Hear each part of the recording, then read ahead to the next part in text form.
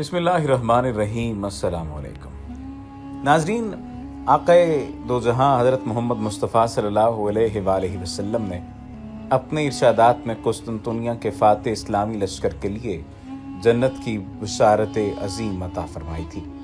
ایک موقع پر آپ صلی اللہ علیہ وآلہ وسلم نے فرمایا، تم ضرور قسطنطنیہ فتح کر لو گے، پس بہتر امیر اس کا امیر ہوگا اور بہترین وہ لشکر ہوگا، یعنی جو لشکر قسطنطنیہ فتح کرے گا۔ یہ مسند امام احمد میں جلد نمبر 4 صفحہ نمبر 335 پر درج ہے۔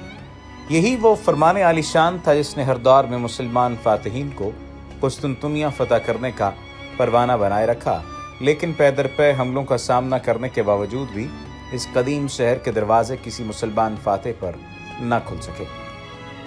خلافت راشدہ کے دور سے ہی جب اسلامی سلطنت کو بہت زیادہ وسعت ملی اور قسطنطنیہ فتح کرنا ہر مسلمان سپہ سالار کا خواب تھا، قسطنطنیہ کی فتح کے لیے جانے والی مہمات میں کئی جلیل القدر صحابہ کرام اور اہل بیت رضوان اللہ علیہم اجمعین بھی شامل رہے۔ حضرت عمر بن عبدالعزیز، ہشام بن عبد الملک، مہدی عباسی اور ہارون الرشید جیسے پرجلال خلفاء نے بھی اس شہر قسطنطنیہ کو فتح اور تسخیر کرنے کے لیے بڑے بڑے زبردست حملے کیے، مگر قسطنطنیہ کسی سے بھی فتح نہ ہو سکا۔ قسطنطنیہ ایک ناقابل تسخیر شہر تھا۔ اس کے 3 اطراف میں سمندر تھا اور صرف ایک حصہ خشکی تھا۔ شہر کے گرد 14 میل کی ایک قطع دائرے میں ایک مضبوط فصیل تھی، جس پر 170 فٹ کے طویل برج بنے ہوئے تھے۔ باہری فصیل کے اندر ایک اور فصیل بنی ہوئی تھی اور ان فصیلوں کے بیچوں بیچ ایک ناقابل عبور خندق بنی ہوئی تھی، جس کی چوڑائی 60 فٹ اور گہرائی 100 فٹ تھی، اور مزید ایک اندرونی فصیل نے کم و بیش 1 لاکھ کی آبادی کو پناہ دے رکھی تھی، اور یوں یہ شہر فتح کرنا قریب قریب ناممکن ہو گیا تھا۔ قسطنطنیہ عیسائی دنیا کا روحانی مرکز تھا اور اسے عیسائی دنیا میں ایک روحانی قلعے کی حیثیت حاصل تھی۔ چنانچہ مسلمان فاتحین کے 20 لشکر اس شہر پر پورے جنگی ساز و سامان کے ساتھ یلغار کرتے، لیکن ہر مرتبہ ناکام لوٹتے، اور پھر آقا کریم جناب محمد مصطفیٰ صلی اللہ علیہ وآلہ وسلم کی اس بشارت کا مستحق دولت عثمانیہ کا 7واں فرمانروا سلطان محمد فاتح ٹھہرا۔ عثمانی ترک، جنہیں ہم خلافت عثمانیہ کے نام سے جانتے ہیں، خراسانی خانہ بدوش تغرل کے بیٹے عثمان خان کی اولاد تھے۔ یہ ایشیائی کوچک میں داخل ہوئے تو انہوں نے ایک سلطنت کی بنیاد ڈالی جو صرف 300 سال میں دنیا کی ایک طاقتور سلطنت بن گئی۔ اس کے عروج کا دور مشرق میں سلطان سلیم اور مغرب میں سلیمان اعظم پر ختم ہوتا تھا، لیکن خلافت عثمانیہ کا مشہور فرمانروا سلطان محمد فاتح ہے، جس کے ہاتھوں سرکار دو عالم صلی اللہ علیہ وآلہ وسلم کی بشارت تکمیل کو پہنچی۔ سلطان محمد ثانی قسطنطنیہ، جو کہ موجودہ استنبول کا فاتح تھا، سلطان نے 21 سال کی عمر میں استنبول جیسا ناقابل تسخیر شہر فتح کر کے تاریخ کو حیران کر دیا۔ نوجوان سلطان نے دنیا کی عسکری تاریخ میں پہلی بار بحری جہاز پہاڑ پر چڑھا دیے اور پہاڑ سے سرکا کر دوبارہ سمندر میں اتار دیے۔ یہ 1453 کے شروع میں استنبول پہنچا تو استنبول کے شہریوں نے حسب معمول گولڈن ہارن کے دہانے پر آہنی زنجیر چڑھا دی اور باسفورس میں مسالہ ڈال کر سمندر کو آگ لگا دی۔ سلطان کے ساتھ 80,000 کی فوج تھی۔ سلطان نے فوج کو حکم دیا، یہ استنبول کے ایشیائی ساحلوں پر اتریں، پہاڑوں پر چڑھیں، جنگل کاٹے، پہاڑوں کی ڈھلوانوں پر تختے لگائے، ان تختوں پر جانوروں کی چربی ملی، اور جب یہ کام مکمل ہو گیا تو واپس آ کر سلطان کو اطلاع دی۔ استنبول 7 پہاڑیوں پر پھیلا ہوا شہر ہے۔ یہ شہر 1453 تک صرف یورپی سائڈ کی پہاڑیوں تک محدود تھا، جبکہ ایشیائی پہاڑیوں نے اس وقت گہرے جنگلوں کا لباس پہن رکھا تھا۔ سلطان کے حکم پر جنگل کاٹا گیا، درختوں کے تنے کاٹ کر تختے بنائے گئے، یہ تختے پہاڑ کی چوٹی تک نصب کر دیے گئے۔ سلطان نے مشاہدہ کیا اور یہ تختے اب پہاڑ کی دوسری طرف گولڈن ہارن تک لگانے کا حکم دے دیا گیا۔ سلطان نے تختوں پر جانوروں کی چربی لگوائی اور اس کے بعد حکم دیا بحری جہازوں کو پہاڑ تک لایا جائے، پھر انہیں رسوں سے باندھ کر کھینچا جائے، پہاڑ کی چوٹی تک لایا جائے، اور بعد ازاں انہیں رسوں کے ساتھ باندھ کر پہاڑ کی دوسری سمت سمندر میں اتار دیا جائے، اور یہ کام صرف 1 رات میں مکمل ہونا چاہیے۔ سلطان کے اس عجیب و غریب حکم کی تعمیل بھی ہوئی۔ قسطنطنیہ کے شہری मज़े से सोते रहे और तुर्क फौज अपने जहाज़ पहाड़ पर चढ़ाकर गोल्डन हॉर्न में उतारती रही। अगली सुबह कुस्तुनतुनिया के अवाम की आंख खुली तो वो गोल्डन हॉर्न यानी बास्फोरस में तुर्कों के जहाज़ देखकर हैरान रह गए।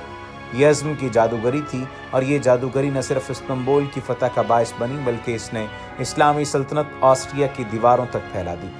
3री सदी ईस्वी में कुस्तुनतैन नामी बादशाह ने ईसाइयत का मजहब कबूल करके इस शहर को अपना पाया तख्त बनाया था, तो इसका नाम कुस्तुनतुनिया मशहूर हुआ। जहालत में डूबे अहले मगरिब की आखिरी शिकस्त और मुसलमानों की आखिरी फतह का ये सुनहरी बाब सुल्तान मोहम्मद फातेह के हाथों रकम हुआ।